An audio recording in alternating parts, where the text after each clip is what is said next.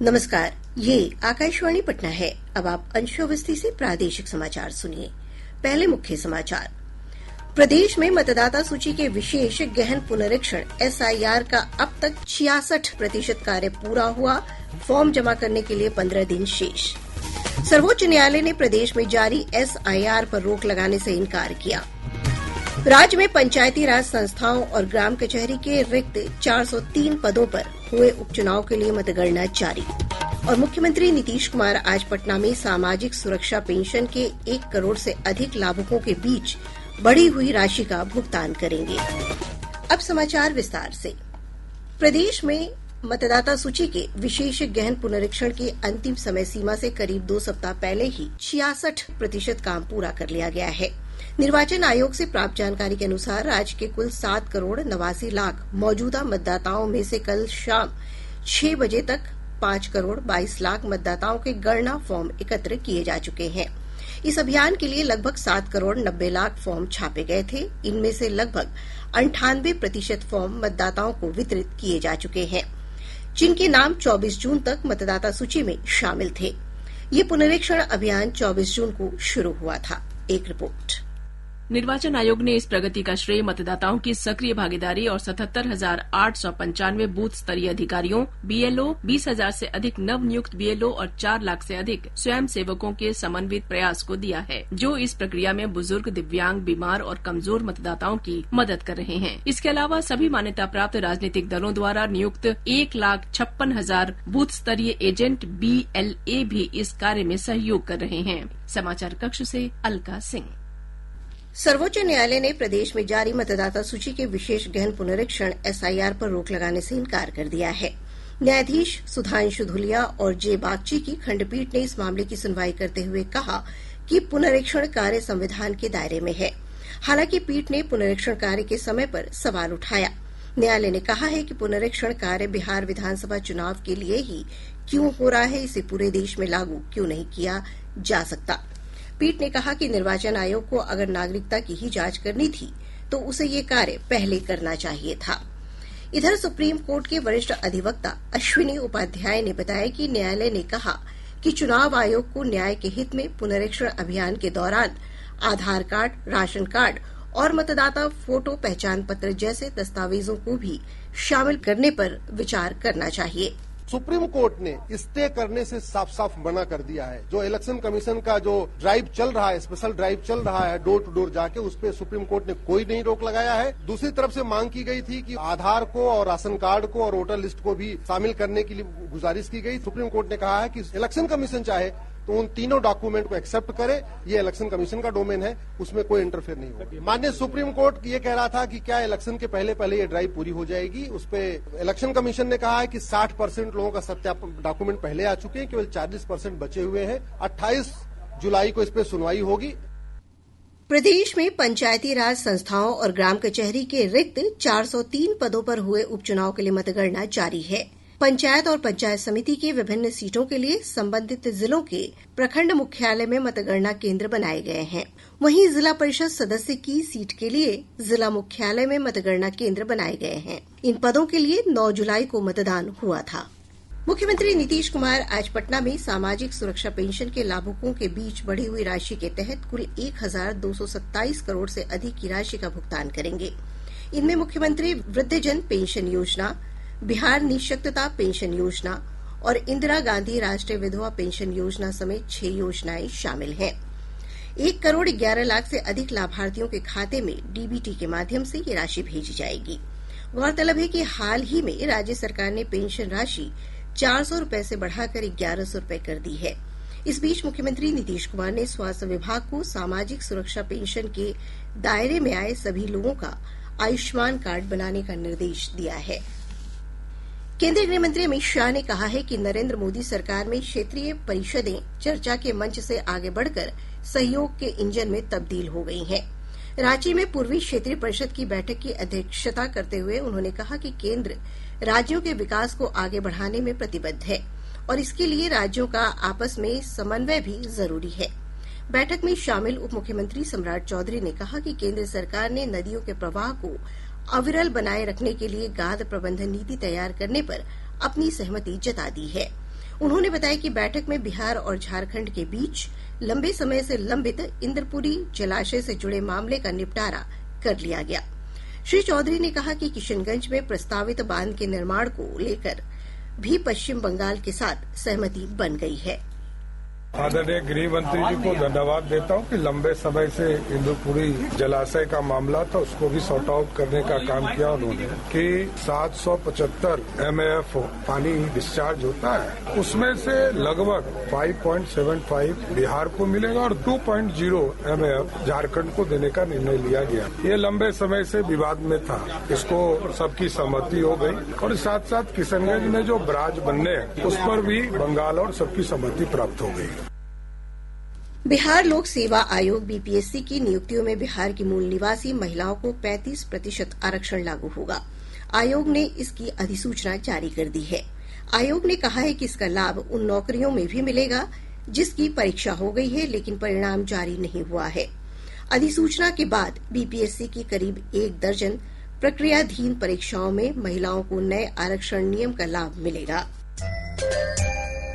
प्रादेशिक समाचार आप आकाशवाणी पटना से सुन रहे हैं। ताजा समाचारों के लिए आप हमारे एक्स हैंडल AIR_News_ पर जा सकते हैं। सावन का पवित्र महीना आज से शुरू हो गया है। इस बार सावन महीने के दौरान 4 सोमवार पड़ेंगे। हमारे संवाददाता ने बताया है कि पवित्र महीने की शुरुआत होने के साथ ही पूरा वातावरण शिवमय हो गया है। ओम नमः शिवाय, ओम नमः शिवाय, हर हर भोले। मुजफ्फरपुर के बाबा गरीबनाथ, सोनपुर के हरिहरनाथ, पूर्वी चंपारण के अरेराज मंदिर, पटना के बैकटपुर धाम, रोहतास के गुप्ता धाम, जहानाबाद के वाणावर, लखीसराय के अशोक धाम और मधेपुरा के सिंहेश्वर स्थान समेत प्रदेश के विभिन्न मंदिरों और शिवालयों में श्रद्धालुओं की भारी भीड़ देखी जा रही है। भागलपुर के सुल्तानगंज में बड़ी संख्या में कांवरिया उत्तर वाहिनी गंगा का जल उठाने के लिए पहुंच रहे हैं। ये कांवरिया 105 किलोमीटर से अधिक की दूरी तय कर झारखंड के देवघर स्थित बाबा वैद्यनाथ का जलाभिषेक करेंगे।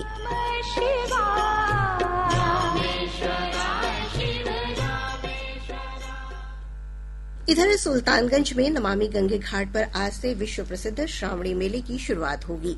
उप मुख्यमंत्री सम्राट चौधरी और विजय कुमार सिन्हा तथा राजस्व एवं भूमि सुधार मंत्री संजय सरावगी संयुक्त रूप से मेले का उद्घाटन करेंगे।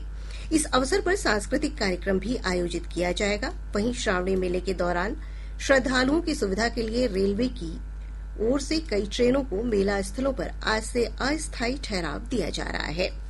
रेल परिसरों में सुरक्षा, भीड़ नियंत्रण और विधि व्यवस्था बनाए रखने के लिए पुलिस ने विशेष तैयारी की है। एडीजी रेलवे बच्चू सिंह मीणा ने सभी रेल आरक्षी अधीक्षकों को राज्य भर के स्टेशनों, रेलवे ट्रैक और स्पेशल ट्रेनों की निगरानी व्यवस्था को पुख्ता बनाए रखने के निर्देश दिए हैं।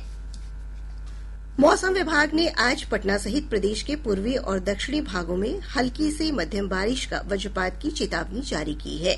मौसम विज्ञान केंद्र पटना के अनुसार 30 से 40 किलोमीटर प्रति घंटे की रफ्तार से हवा चलने की संभावना है। दिनांक 11 जुलाई 2025 को राज्य के पश्चिम भागों कुछ स्थानों पर वर्षा की संभावना है एवं शेष भागों के 1 या 2 स्थानों पर वर्षा की संभावना है। राज्य के पश्चिमी और दक्षिण मध्य भागों के जिलों के 1 या 2 स्थानों पर मेघ गर्जन, वज्रपात और तेज हवा 30 से 40 किलोमीटर प्रति घंटा चलने की संभावना है। अमेरिकी अंतरिक्ष एजेंसी नासा ने कहा है कि भारतीय अंतरिक्ष यात्री ग्रुप कैप्टन शुभांशु शुक्ला और एक्जियोम फॉर्मेशन के 3 अन्य क्रू सदस्यों की वापसी यात्रा 14 जुलाई से शुरू होगी। नासा की कमर्शियल क्रू प्रोग्राम के प्रबंधक स्टीव स्टिच ने एक प्रेस वार्ता में ये जानकारी दी। मिशन वापसी शुरू होने के कई घंटे बाद अंतरिक्ष यात्री प्रशांत महासागर में कैलिफोर्निया तट के पास उतरेंगे। ग्रुप कैप्टन शुक्ला अंतर्राष्ट्रीय अंतरिक्ष स्टेशन ISS के 14 दिवसीय मिशन पर है। वे ISS पहुंचने वाले पहले भारतीय और 1984 में अंतरिक्ष में गए विंग कमांडर राकेश शर्मा के बाद दूसरे भारतीय अंतरिक्ष यात्री बन गए हैं। राजधानी पटना के ज्ञान भवन और बापू सभागार में आज से राज्य स्तरीय स्वास्थ्य मेले का आयोजन किया जा रहा है। 2 दिवसीय इस मेले में एलोपैथी, आयुर्वेद, होम्योपैथी, यूनानी और योग जैसी सभी प्रमुख चिकित्सा पद्धतियों के अलग अलग काउंटर बनाए गए हैं। एक रिपोर्ट।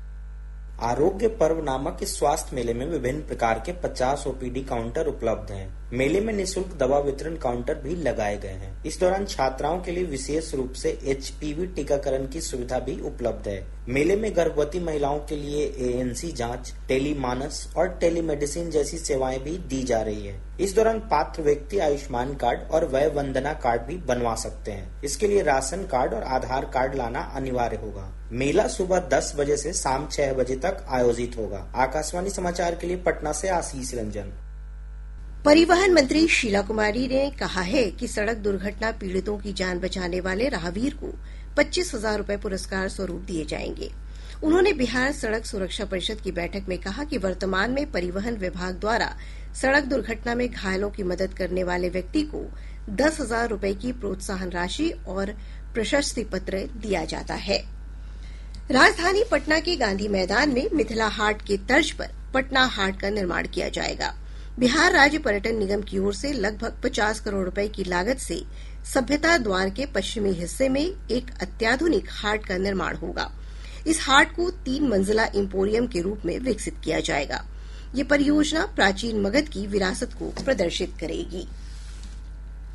अब पटना से प्रकाशित प्रमुख समाचार पत्रों की सुर्खियां। आज की सभी समाचार पत्रों ने सर्वोच्च न्यायालय में SIR पर सुनवाई से जुड़ी खबर को प्रमुखता से प्रकाशित किया है। हिन्दुस्तान की सुर्खी है, बिहार में मतदाता सत्यापन पर रोक से सुप्रीम इनकार। दैनिक जागरण ने इसी खबर का शीर्षक दिया है, आधार, वोटर ID और राशन कार्ड को दस्तावेज में शामिल करने पर करें विचार। दैनिक भास्कर ने कृषि से जुड़ी खबर को पहले पन्ने पर स्थान देते हुए लिखा है, दलहन और तिलहन खरीदेगा बिस्कोमान। प्रभात खबर ने राज्यपाल आरिफ मोहम्मद खान के हवाले से लिखा है, प्राचार्यों के पदस्थापन में सिफारिशों से बचने के लिए लाया लॉटरी सिस्टम। राष्ट्रीय सहारा यू की कार्रवाई को तरजीह देते हुए लिखता है, अभियंता ने काली कमाई से बनाई करोड़ों की संपत्ति। और अब अंत में मुख्य समाचार एक बार फिर। प्रदेश में मतदाता सूची के विशेष गहन पुनरीक्षण SIR का अब तक 66% कार्य पूरा हुआ। फॉर्म जमा करने के लिए 15 दिन शेष। सर्वोच्च न्यायालय ने प्रदेश में जारी SIR पर रोक लगाने से इनकार किया। राज्य में पंचायती राज संस्थाओं और ग्राम कचहरी के रिक्त 403 पदों पर हुए उपचुनाव के लिए मतगणना जारी। और मुख्यमंत्री नीतीश कुमार आज पटना में सामाजिक सुरक्षा पेंशन के 1 करोड़ से अधिक लाभुकों के बीच बढ़ी हुई राशि का भुगतान करेंगे। इसके साथ ही आकाशवाणी पटना से प्रसारित प्रादेशिक समाचार का ये अंक समाप्त हुआ। आकाशवाणी पटना से अगला समाचार बुलेटिन दोपहर 2 बजे प्रसारित किया जाएगा। नमस्कार।